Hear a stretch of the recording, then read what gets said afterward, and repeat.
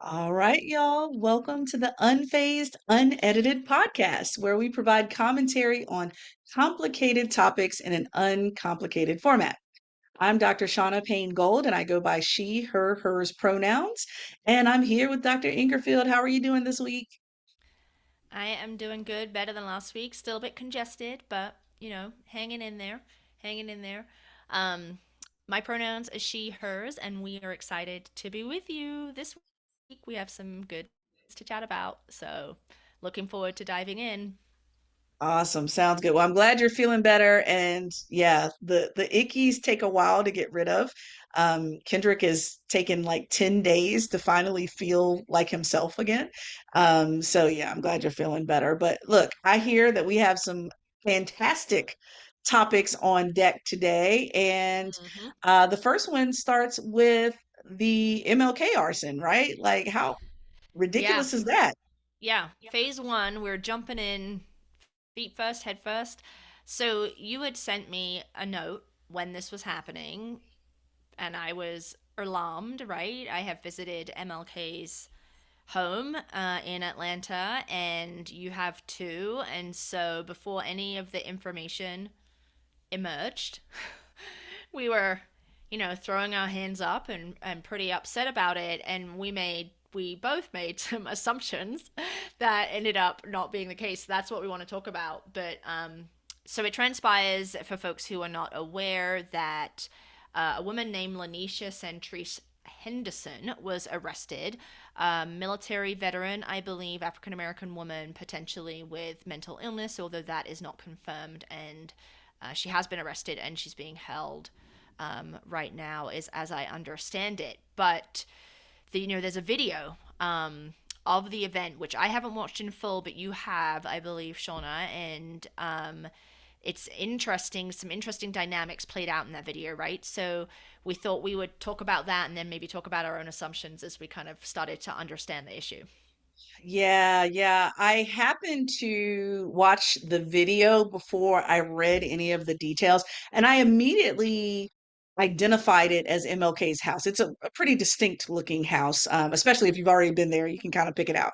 And so I saw this video of a person in all black, obviously with a red can, a red gas can. If you ran out of gas, you would take the gas can and, use it to put gas in your car. So that's clearly identifiable. And she's kind of, throwing this gas around on the bushes around the home. And then the video goes into, you hear the voices around her. A couple of off duty New York police officers apprehend this person until police could come, park service folks could come. And what was interesting about it was that I have to be honest with myself. I probably would have been the person with the camera across the street, okay? Because my first thought would be that I don't know if this person has a weapon or not. I don't know what's going on here, but that would have Right. been my first inclination. Mm-hmm. But, these are off duty police officers, so clearly they may treat this a little differently. And then what I also observed in the video was that I could hear, I could see a gentleman who was holding the woman down to the ground, another person leaning over speaking. I couldn't see their face, but I could hear the voice. And they were really speaking to this person with a lot of kindness. Are you comfortable? We just need to keep you here to keep you safe and keep other people safe until the authorities come. They were really treating this person with kindness that I have not seen Black bodies being treated in the same way, Right. especially when it's Right. been men. So the George Floyds of the world and, Freddie Grays of the world for those of us that are here in the DMV area near Baltimore. And so after watching that video, first I have to go back and say, let's identify Shauna's own bias. When I heard that the attempted arson had occurred, I did not think a Black person, and I certainly did not think a Black woman.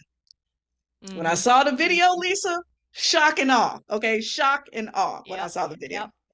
Yep. I had the same assumption. And Yeah, I guess we're yeah. sharing this with you all because, even though we talk about diversity, equity, and inclusion and we educate ourselves, we read, we watch, we think, we analyze, right? We still have implicit bias.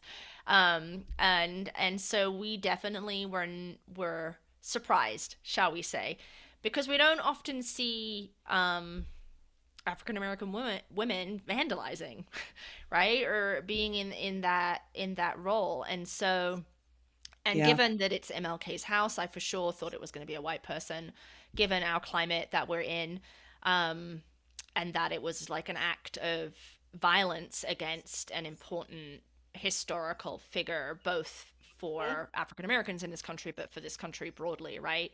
So, sure, that's there's some bias creeping in there for me. So it was a little bit of a jarring Yeah. Yeah. wake up when I saw that that wasn't the case. But I think it's interesting how you describe the kindness of the officers. Because I Mm, do wonder if there's some gender at play there, right? Like assumptions yeah. around threat between Yeah. men and women. I don't know if Yeah. that is something you Yeah. thought of related to that. Yeah. Yeah. No, no, I hear you entirely. And, like I said, I would have been fearful not knowing if someone would have a weapon or if the person had a weapon. And also too, I wonder, it's a little bit difficult to tell based on the angles of the video, but I even wonder based on size, like was this a shorter, smaller framed woman, and how would that play if it were a taller, larger person? Um, Gendered or non-gendered, even without thinking about gender, size matters. And especially when we think about threat. And so, all of that was playing for me, which I thought was so interesting. And, at the same time, I'm thinking to myself, this is a historical landmark. This is the birthplace of pivotal voice in this country. We are not to, through, and beyond race issues, no matter what anybody says about being a post Obama era for anybody, for anything. And so, for me, I think I had some major assumptions about race, definitely gender emerged, and then also just flat out safety. The safety, like I wonder, I'm grateful that people noticed and responded accordingly, but what if it wasn't some off-duty police officers? And what if, this person had an opportunity to get to that lighter that was on the ground, and, it would have gone up in flames pretty quickly. And so I brought a bunch of assumptions to this, and I'm interested to see what happens now because Lanisha is being held without bond right now. Again, I'm also thinking about race when it comes to that, being held without bond. What does that mean? If this person has mental health challenges, what does that mean being held? Is this person in alone in solitary confinement, or are they receiving some help or some services? I got questions. I've got lots of questions, and all of them Right. hang upon Hmm. a hook of various identities that are crashing into one another all at the same time. So yeah, Yeah. I'm concerned. I'm very concerned about this. Yeah, I do wonder if the response from the off duty police officers and bystanders around would have been different if the person had been a man, of any racial Mhm. identity, but particularly an African American man. I think it might have gone down differently. Mm, The being held without bond is really interesting to me yeah. because, one of the big critiques of the criminal legal system is that it's largely low income people that are held in jail because they Mm, are not able to pay bond, right? Or they end up mm, having family members getting into extreme debt with bail bondsmen. But in this case, but there was no bond even offered, right? So that usually only happens like with very well, in my experience, I should say, I've only seen that happen with pretty severe violent cases or where there is a threat that the person will leave the state or the country, right? mm, So this mhm. individual was potentially going to burn down this house. It just that feels extreme. Maybe Yeah. she has nowhere to go, right? Like, I mean, there's a lot that we don't know there, Mm, but still, I am going to be curious about how this is handled based on her identities, if she is indeed a military veteran, if she does indeed have mental illness, because we know that mental illness gets thrown out left, right, and center when the perpetrator of any kind of violence is white, right? mhm. That's always one of the first things that happens. Yeah. Yeah. Yeah. So I will be curious to see, even though this is not a mass shooting, right? Or a quote Mhm. unquote violent crime because no one Mhm. was harmed. I mean, I actually don't Mhm. know whether anyone was in the home at the time. Yeah, Oh no, you said it was exactly. closed, right? It was closed for renovations. Yeah, closed for Yeah. renovations. It's owned by the National Park Service, but it's been closed since November because they're about to undergo renovations, and so it's not supposed to open until 2025 again. So they have a good bit of work to do. But I wonder too because there was one report that I read that this person was also being held without bond because of an unstable place of residence for them as well. So that may Mm. be yet another consideration. I'm not sure how we know that exactly, but if Lanisha Henderson told the judge, I have nowhere to go anyway, you know, how does that play into it as well? Which then gets us into another identity when it comes to thinking about houselessness and stable home environment that may not have been the case. So I think this is really, again, a crash of these different identities that we usually Yeah. don't get to peel back and think through Yeah. in a situation. And our assumptions got completely obliterated, Lisa, when we think about this. So I'm going to keep following the story to see how it plays out. Mhm. Um, I'm just so thankful that nobody was harmed. They had a cleanup of all this gas and so forth. And Mhm. I hope that they're taking this as an opportunity because they're doing the renovation anyway. What does this mean for security efforts moving Right. forward? When Right. it comes to hatred and violence, especially as the country remains and continues to be divided, especially approaching another US presidential Right. election, Yep. what Yep. does it mean for the security of lots of different historical landmarks such as this and how we need to ramp that up without the presumption that people are going to honor and reverence places like this because not everyone will. Right. Right. Absolutely. Yeah. So good food for thought. I think it's something to watch. It was a good check on our assumptions. We are not infallible. That's right. That's right. Part of it is owning it, and naming it and then figuring out where it comes from. I do just want to say one thing before we shift into the next phase is that an assumption, my assumption that it was probably a white man is rooted in experience.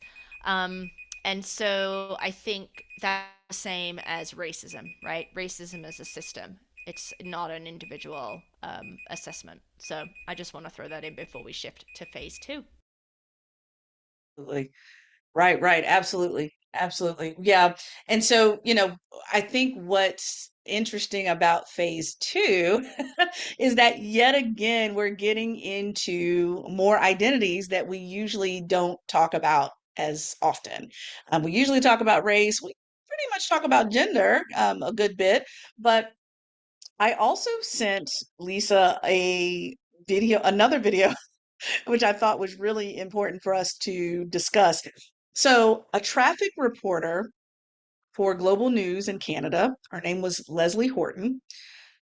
I am so thrilled with the way Leslie addressed a harasser. Okay.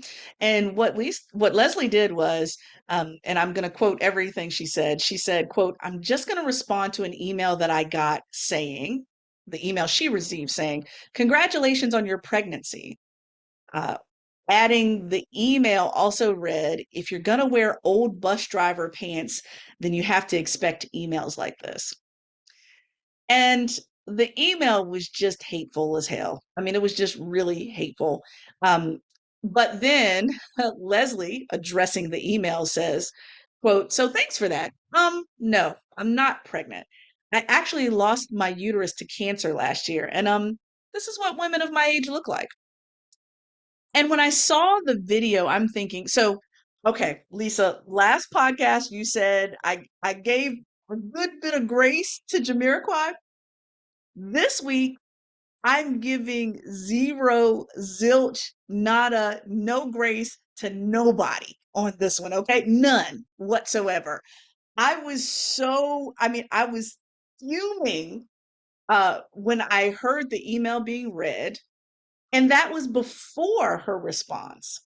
The response was interesting to me because I'm thinking to myself, it's already hateful. And now, even though it's her truth that she lost her uterus to cancer the year before, shaming someone to do the right thing, even though the shame is well warranted, it should not be the reason why people backtrack and do the right thing. You see what I Right. mean? Like, I know Right. I'm sounding a little convoluted here, but it was hateful on its own right, without someone having an illness, without any of Yep. the background stories. So I was hot. I'm still hot, as y'all can tell. I'm steaming about that email, and she handled it with much more Uh-huh. grace than I would have, because I would have completely read them for filth in that response. But hey, here we I'm are. sure she got advised not to do that on live TV, but she Yeah, yeah, she basically said F you without saying it, right? In her response, which I really liked. But I agree with you that I mean it just made it worse that she had lost her uterus, right? Like, but even without that,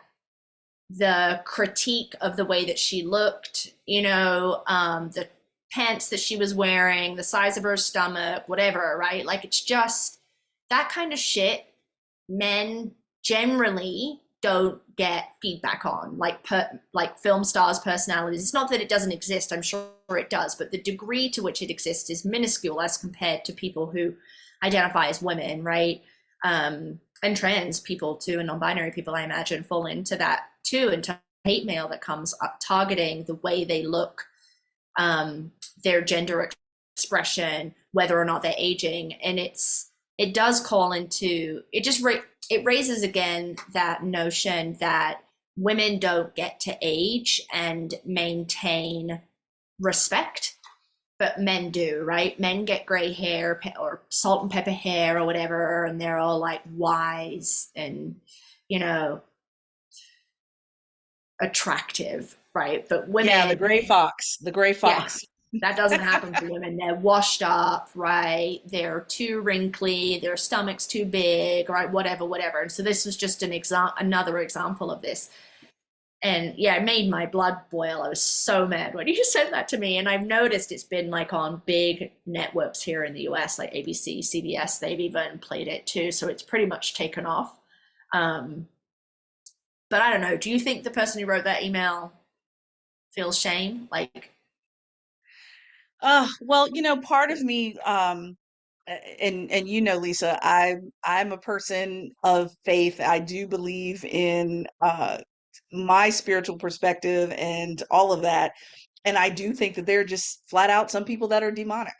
They just are. They just are not kind. They are not ones that bring light into the world. They're just people that are flat out mean. And for me, the thing I thought about initially was, think about how much energy and effort it takes to stop what you're doing in your day, find a website or an email, and send a hateful email. It's one thing thinking it, it's one thing believing it. It's another thing going out of your way to make sure the message gets to the person, right? That is heinous. That is violent. And so for people that, kind of like when we were kids, many of us learned, sticks and stones may break our bones, but words will, no, words do matter. They do matter and they do hurt. And people I know who are grown adults that still function in ways that are relevant to things they were told as young people and as children. And so when I hear that, I don't have any empathy at all. Like, even when, I think about people, the saying, hurt people. I wonder if this person is hurt, but part of me really doesn't give a shit, because what that tells me is that either you've been hurt so badly that you find the need to hurt other people, or you have not been a product of your environment to say, I know what it feels like to be hurt, so I'm not going to do that to other people. So either way is grimy. I think it's grimy. Um, at the end, she said, so, if my body, my pants, whatever, if it's offensive to you, that's unfortunate. Think about the emails you send. Part of me feels like that's so much grace, because this person thought about, I mean, they stopped what they were doing, went to a computer, composed their thoughts in an email, yeah, hit the send yeah, button, and then to their, hopefully to their surprise, they may have assumed that this was going to hurt someone and they would not respond, that they would not defend themselves, that they would not interrupt bad behavior. And so, as much as my words would have been much more piercing, I'm grateful that she addressed it at all because now I'm thinking about all the emails that go unaddressed. Oh, for sure. She probably receives tons of emails, like, right? And just there's no way the intention of that email wasn't to cause pain in some way. I mean, it's just Right, clearly hurtful, right? right, right, Objectively hurtful. right, So right. you've lost your tether to reality, or Mhm. you're intentionally trying to cause pain for whatever reason that is. Yeah, yeah, yeah. That's right. That's right. Yeah. And I saw something on Instagram earlier today that something like 50 to 70% of the hate mail that people receive are trolls or like people Yes, who do it on purpose, right? yes, yes, Like yes. they're not meaningful in that sense, right? It's not Hmm. well thought out feedback that is lands hurtfully. It's like I'm intending to create pain. And so Hmm. just this Hmm. vast percentage. I mean, when you think Yeah, about that, 50 to 70%. yeah, I yeah, actually don't know the source, so probably don't quote me on that, but it just flashed up on Instagram. I yeah, believe it though, because there's so much trolling that happens these days. And then you think about AI and bots, right? And how all that just nastiness and disinformation is just like regurgitated and shared and shared and shared. yeah, Um, yeah, yeah. Well, and to that point, for those that are trolls or bots or any of that stuff, if it was a human being that composed that email and sent it, what result did you really think was going to happen other than pain and harm, like you mentioned? Did you think that you were going to drive this profession out of their work? Did you think that you were going to make them feel so small or so, I don't know, self-conscious that they wouldn't want to be on TV anymore? Like, what effect were you really going after other than pain? I can't imagine too much. And so, that's why I think it's sad. It's maddening. And, to that end, my thought is, you know, there are so many different identity groups that have to grapple with this. And you know and it cuts across so many different groups, whether it's race, whether it's gender, what have you. My point was, I felt like it was pain to counteract pain. So like, you troll tried to cause me pain, but let me tell you, you're full of bullshit because I've already been through pain through uterine cancer. So it's almost like, which pain is going to overhaul the other pain? And I'm like, she shouldn't have even had to say anything about her prior pain. Agreed. Agreed. Garbage is garbage, trash is trash. And so for me, I'm like, it was a ridiculous email, and I hope that other folks obliterated this person. Look, I'm even at the point of, can we call IT and see if they can't find a IP address or something to track that person down? It was just ridiculous and unnecessary. And it's a traffic reporter. Hello, this is a trap. If you tuning in for the traffic, then look at the damn traffic. Okay. Why do you even care about that? And so I'm not here for the body shaming. I'm not here for the fat shaming, the pain that it causes people, the self-harm sometimes that people inflict because they've been hurt in that way about their bodies. I'm not here for it, not for a millisecond. So good on her for saying what she said. Yes, good on her.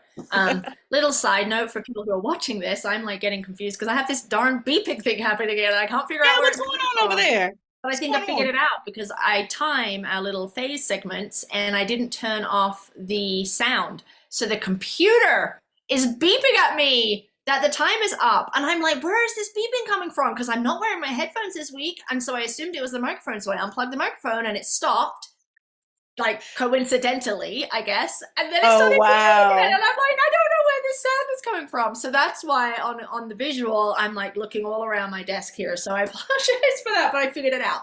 So anyway, That's now too funny. I know, right? Oh my goodness. So That's too funny. We finally figured it out, y'all. So when we thought about the format of the podcast, we wanted to make sure y'all got around about 10-minute snippets so that it's enough to digest but not overwhelming. And so we're almost too good at the timing piece because we got stuff beeping all over the place. So all right, we found it. We yeah, found it. That's I awesome.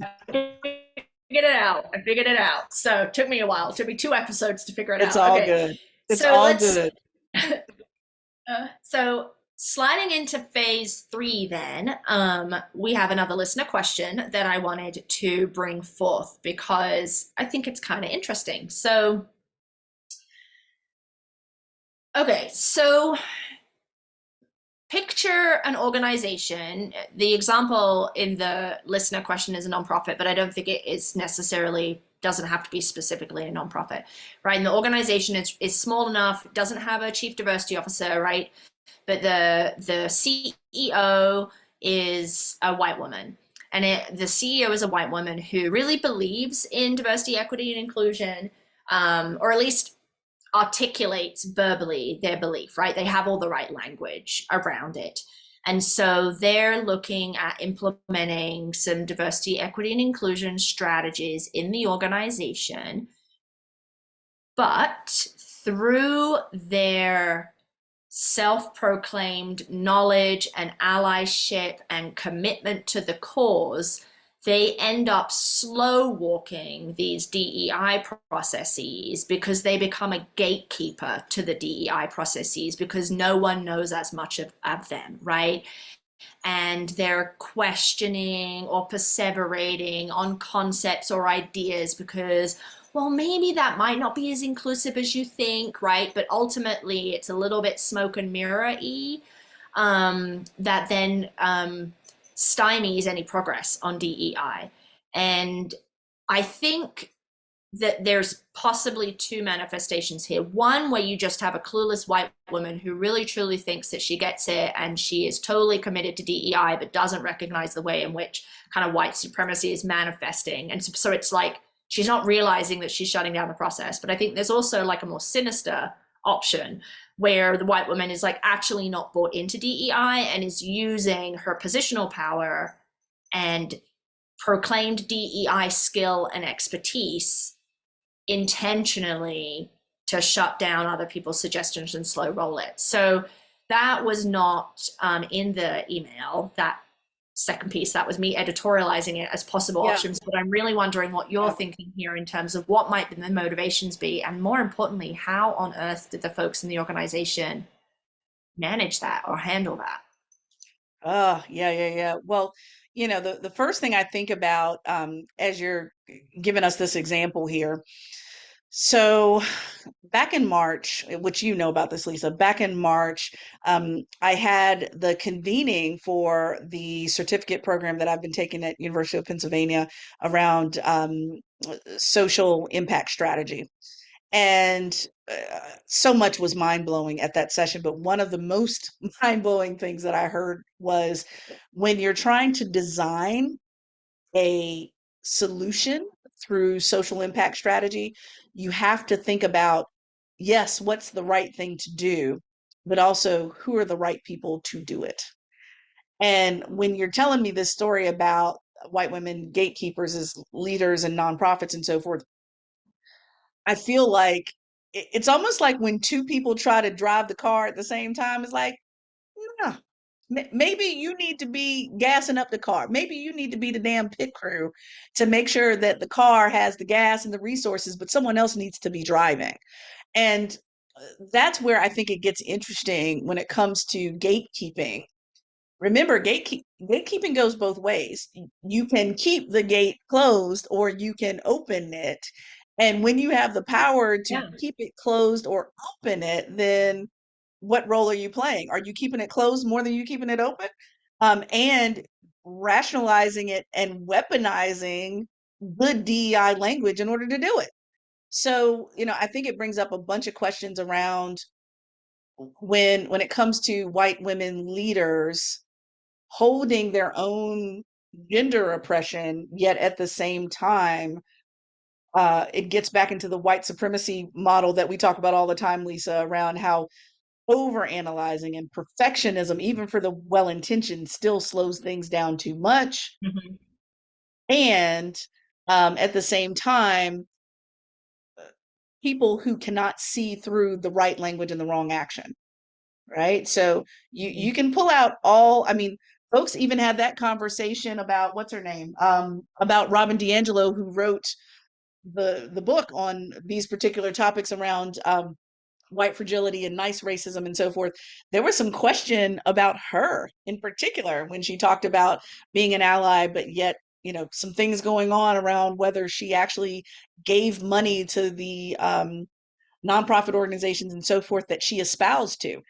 Mismatching of words and action. Now, I don't know if any of that's true or not, so forgive me if it's not true, but there was some documented questioning of that. Well, what if we question white women leaders of nonprofits to say, yeah, you're saying the right stuff, but the doing piece, is there a point that you are being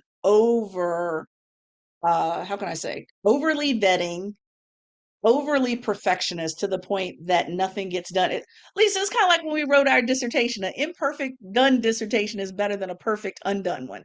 Like, Right. get out of here with that perfection piece. So, yeah, I think this is interesting. I don't have a good answer, but it takes a savvy person to read through the language not matching the action piece or the urgency piece. Yeah, but I think all of that is true. And I think, what do you do if you're an employee in the organization and you see all of that, but you don't have any power, right? So you Right. are not going to call your boss on the fact that they are insincere, perhaps, in their commitment to DEI, or so certain that they know the right way to go that they're blocking out other people's perspectives. Like, I don't know how, if the person in question doesn't have the self-awareness to understand what they're doing, if it, Mm-hmm. let's say that it's not the purposeful, right, but they're slow rolling or slow walking this process because of perfectionism or whatever. It's not about maliciousness. But then how does an employee who has less power give that feedback? Because you've also run into, to bringing up white fragility, I think you run into white fragility there, right? You have a white woman who's so into being inclusive and really, really wants to get it right, and really thinks that they know how to do that, and then receive feedback from someone who's in a less powerful position that perhaps they're actually the problem, not the solution. um, Yeah. that is Yeah. likely going to wound their ego, right? And then we kind of fall into that white fragility piece. So Yeah. I don't know how to advise employees who are stuck in that situation. Well, now it's so ironic that you're talking about power in particular because I'm still slowly but surely working my way through Lily Zhang's book DEI Deconstructed, and Lily does write about power and even uses this narrative story about talking to someone who said that I don't feel like I have enough power to do anything in regards to, whether it's DEI or otherwise.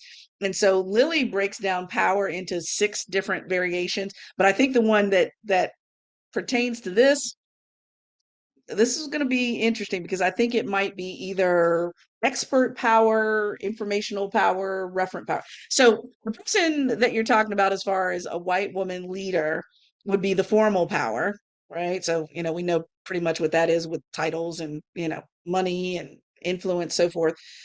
Reward power, that person also probably has the ability to promise certain things like a promotion or whatever it might be for that type of thing. Coercive power clearly has coercive power Mm, the higher you go up on the org right, chart. right. But the person that you're talking about, as far as giving them some advice, just by the mere ability to identify that this person may be slow walking and sabotaging tells me that they have some expert power. They have information to be able to Oh, see through some of that. okay. So I Yeah. think they have some expert power around DI. And also, they have possibly some referent power, which is the ability to build rapport with other people. Because power, oftentimes, especially if you're at the top of the ladder, that formal power actually takes away from referent power because no one can relate to you. Like, who else in the organization is going to be able to relate to the executive director, the Yeah. CEO, whoever? Yeah. Whereas referent power is, hey, Shaunna and Lisa are both mid-level managers, so they can at least collaborate and work together on how they're going to put the agenda together for the meeting or whatever. And so there may be some things where they influence, but they don't necessarily have to name. because they have that referent power where they can collaborate with other people that are on a different place on the org chart than themselves. So Lily speaks to that. I'm not an expert in that area because I'm still working Hmm. through the book, but that may be a way to go. That's interesting. So building connections and alliances with organizational employees who are on a similar level to you, who might also be noticing the same things, might have that expert power, and figuring out ways to perhaps indirectly nudge or leave a breadcrumb, Yeah. right, that the CEO might pick up.